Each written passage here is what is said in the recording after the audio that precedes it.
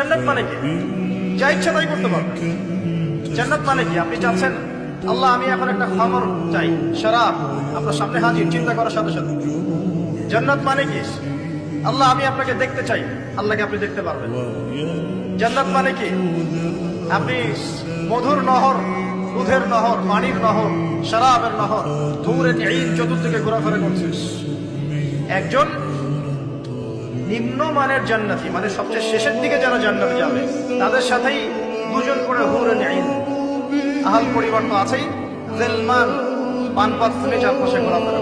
জান্নাত মানে কি? যেখানে যা ইচ্ছা তাই করা যাবে, বলার কেউ নাই, বাধা দেওয়ার কেউ নাই, সেখানে কোনো মৃত্যু নাই, সেখানে কোনো অহেতুক কথাবার্তাও নাই, কোনো গান গল্প নাই, কোনো মিথ্যা নাই, কষ্টের ক্লেশ মাত্র নাই। থুতু ফেলতে হবে না।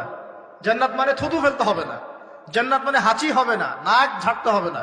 জান্নাত মানে ইস্তেঞ্জা, পেশাব পায়খানা করার টেনশন নাই। মানুষ খাবার খাবে, একটা ঢেকুর তুলবে, বাস খাবার হজম হয়ে গেছে।